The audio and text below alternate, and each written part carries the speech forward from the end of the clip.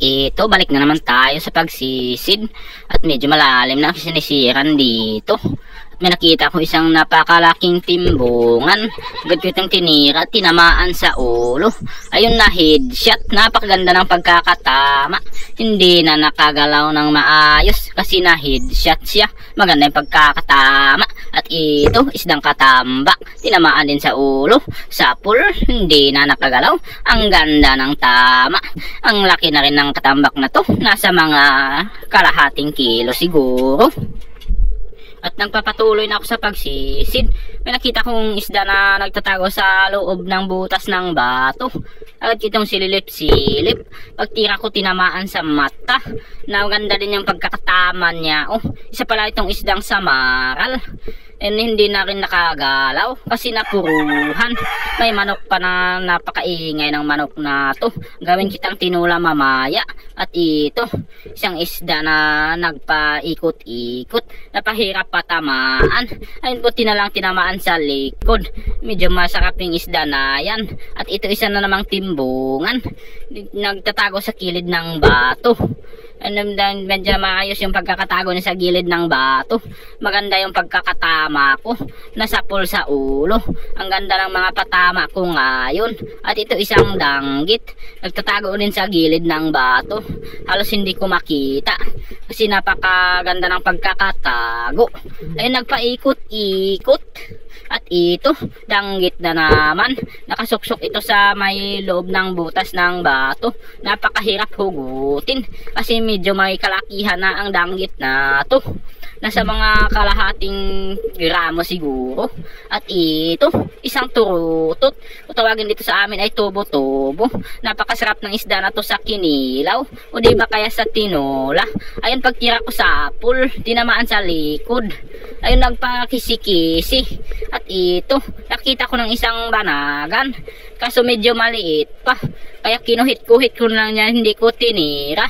Kasi medyo hinayaan ko na lang na lumaki pa. At dito, may nakita kong isang samaral. Naggimaw yung kanyang ulo. Lumabas yung kanyang ulo sa labas ng butas ng bato. Kaya tinira ko. Medyo malapad na rin ito. Nasa mga kalahating kilo siguro. At dito, nagpatuloy na ako sa pag-iwag-iwag sa kabatuhan. At ito, isang turutot na naman. Kaya binirahan ko na. Nagpaikot-ikot. Maganda din yung pagkakatama. Napakasarap ng isda na to. Lalo na sa kinilaw o sa tinola. At ito, isdang sulid. Medyo mahirap patamaan. Dahil medyo mailap. Pagtira ko hindi buti na lang tinamaan. Tinamaan sa likod. Ayun, nagpaikot-ikot. Medyo malaki na rin ang sulid na to. Okay na to pang ulam. At ito, katambak. Ayun, nagpalugnot-lugnot pa siya. At ito, yung sulid na naman. Mahirap patamaan. Kaya pagtira ko hindi tinamaan. At ito na naman yung isda na masarap sa inihaw. Isdang alibangbang o lakayan ang tawag dito sa lugar namin. Napakataba ng isda na to. At ito, turutot na naman. Kaya tinira ko na rin. Para marami akong makilaw mamaya. O di kaya matinola. At ito, isang danggit. Medyo malabo ang tubig pagdating dito. Ay halos hindi makita ang isdang danggit. At ito, isdang sulid na naman. Ayun, tinamaan. Na grabe, nakaikot-ikot. At dito, sa pagpapatuloy ko, may nakita kong isda sa loob ng butas ng bato. Halos hindi makita dahil napakaganda ng pagkakatago. Nakakatago siya ng maayos. Ayun, pag tinira ko na, pakatirahin pa ng iba. Ayun, isdang ipos-ipos. Medyo malaki na rin. Napakasarap din nito sa paksiw na isda na to. At ito, may nakita pa kong isang isda. Nagtatago dito. Kaya tinira ko na maganda ng pagkakatira. Itong isda na to, napakatapang.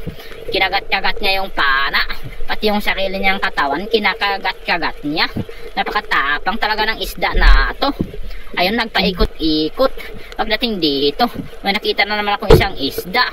Kaya tinira ko na kaagad. At ito, isang lapu-lapo. Hindi pa gaanong malaki, pero good size na. At dito, pag ilaw ko sa may butas ng anong tawag nito, arinola. parang arenola kasi ang forma nito. At ito tinamaan sa ulo, isang napakalaking ipos-ipos. Good na to pang sabaw.